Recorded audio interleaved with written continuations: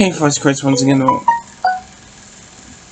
Fuck off. Hey folks, Chris once again. Welcome back to the video. This is another paid request from QJC. So thank you, man, so much. And he wanted me to react to A Nightmare. Okay, right off the bat, he wanted me to react to Horror Revisited. You were wrong about A Nightmare on Elm Street 2010. Let's say right off the bat, I don't like that movie. So whatever the hell you want about it, I do not like that movie. That and Freddy's Dead and the fifth one are the worst Freddy movies in the fucking world, in my opinion. The first four and New Nightmare are the good ones, in my opinion. My third being part 3. So, you know, I don't know what's going on with the video. It looks like it's glitching, so let's see. Elm Street from 2010 is often considered one of the worst horror remakes ever made. It is. It wasn't just fans that had a problem with it. Critics from back in 2010 also didn't like this movie. Even though it was a moderate box office success, it didn't get renewed for a sequel because... I'm turning the fucking volume down on this damn fucking phone before I fucking... Damn phone doesn't really shut the fuck up. Because generally people didn't enjoy the movie. Fast forward 12 years later, I actually believe that critics and the audience in general were wrong about A Nightmare on Elm Street 2010. No, so we still hate today, it. I'm going to be telling you guys why I think they got it wrong and why A Nightmare on Elm Street 2010 is actually a great movie. Hello everyone and welcome to today's episode of A great remake. People shit on the Child's Play remake for being different. This movie sucks because it's not different, in my opinion. On the mask. In today's episode, we're taking a Child's closer Play look way at better than Nightmare on Elm this piece of Street shit. 2010, and more importantly, why this movie was better than critics and maybe even you considered at the time that you watched it. So without further ado, let's get into this video by taking a look at some key points that was often criticised that I think made the movie pretty good. So firstly, I want to talk about Freddie Kruger himself. I'm a huge fan of the original take on Freddie Kruger. I think that Robert Englund's performance was unmatched and he defined that role, and I believe that his performance was iconic enough to not need to be replaced. But I believe the actual take on Freddie in the 2010 movie was extremely dark and sinister. And despite people disagreeing with the backstory, We agree to disagree, man. If you think that this Freddy is cool and scary, that's your opinion. I respect it wholeheartedly. Good on you, man. story of him and arguing against why he did what he did, I want to point out that this was the Freddy that Wes Craven wanted to make back in 1984. It's just the studio wasn't confident enough of making this character so dark, and that's one of the reasons why we didn't really get much insight into Freddy's backstory. So this is where they wanted to go in the first place. He was already dark in the first movie and the second movie.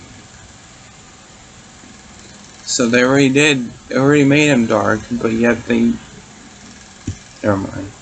It was always the plan for Freddie Kruger. I felt like we knew him more and got more insight into Freddie himself than we did in all of the installments in the Nightmare on Elm Street franchise with the original Freddy, so I felt the backstory was pretty good. But I also believe that his performance was underrated. I don't think it was a terrible performance. I thought that he delivered his lines pretty dark and... He wasn't a terrible performance, his makeup sucks, that's a problem. Sinister, and I felt that they took away that comedy element and just had a really dark and brutal Freddy, and that's something that I enjoyed personally. I preferred it to what Robert Englund's character had become, because some of the Nightmare on Elm Street sequels saw Freddy take a more comedic light, and that's something that I think they missed out on, and I think this Freddy got it right. I want to talk about the cast next. Now, I believe personally this has been voiced quite a lot online by a few friends of mine when I posted about this last week, but I think that Katie Cassidy should have been the leading star of it. Sorry guys, if you hear any noises out there, my window's open and my mom's taking the dogs out and Patrick's outside playing, so if you hear anything in the background. That's what it is. This movie, she was the one who sort of was the Drew Barrymore of this. Personally, I would have been on board if she'd have been Nancy. And Katie Cassidy's performance in she this was better probably than one of the best I've seen of her in a horror Nancy. movie, and that's something that people also overlooked. I wasn't really a massive fan of Rooney O'Mara as Nancy. I just didn't really take to the character. I felt that the second half of the film, when she sort of stepped in, wasn't the best part of it. She friggin' sucked as Nancy. She's good looking, but she's a terrible actress in this fucking movie. I thought that the start was better, and so when she sort of stepped in, I didn't really take to the character at all. Kyle Gallner as Quentin was really good. I enjoyed his performance too. He was good. I wasn't really convinced with Thomas He Dekker. was pretty I thought good. he was a little bit miscast in his role, but that's just a personal preference of mine. I still didn't dislike the performance. It sort of felt like all the way through these characters were constantly being watched, even in the day. You knew they were battling something, and something that they couldn't actually stop. And I thought the story overall, with how they sort of had him connected to them, and the doubt of whether, he was bad, or, did they actually send him down for nothing? I thought that was quite an interesting twist. It added a bit of layer to the characters, but also it added a bit of layer to the relationship between the victims and Freddie as well. We had a whole picture from preschool showing us exactly, which characters were being targeted, and I thought that the aspect of having them all moved on, and some of them lived away and some of them were famous, but they were still being targeted, I thought that was so dark and very, very clever. The inclusion of micro naps was also something that was very much welcome, something that I believe the original movies really did overlook. I'll give credit, the micro naps plot was really good. I would say stuck with it. And I gotta charge my phone. It's on 20% less. I've got places to be tomorrow, so bear with me, guys, please.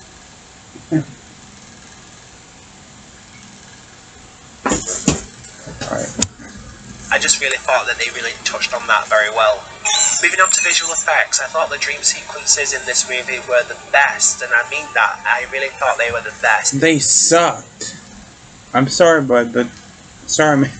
They sucked. Nothing interesting, nothing crazy. They were terrible, except the micro naps. I mean, in the first couple movies, the dreams sequences were creative. They were visually stunning. He was in the fucking library and there was a bunch of books, and that's fucking it.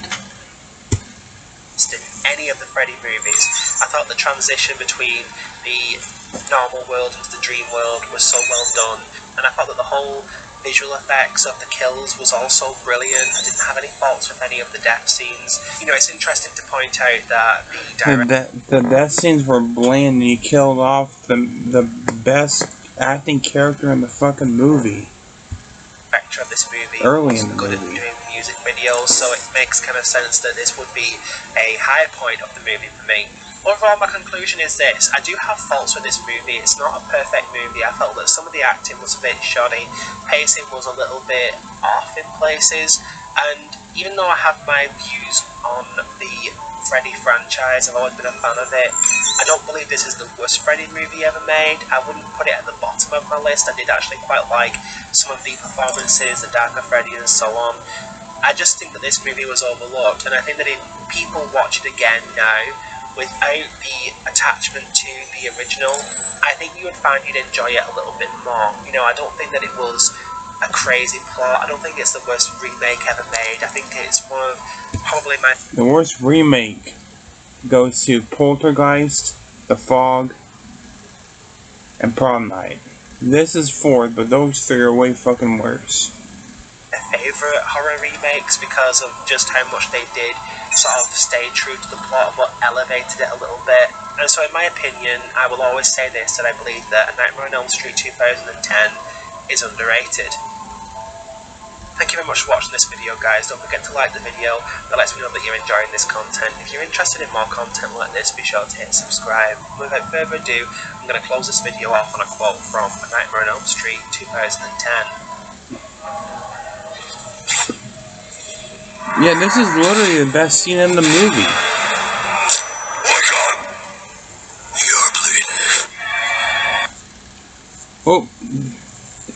shit.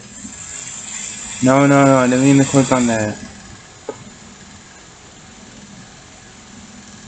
But yeah, I necessarily do not like Nightmare on Elm Street the remake.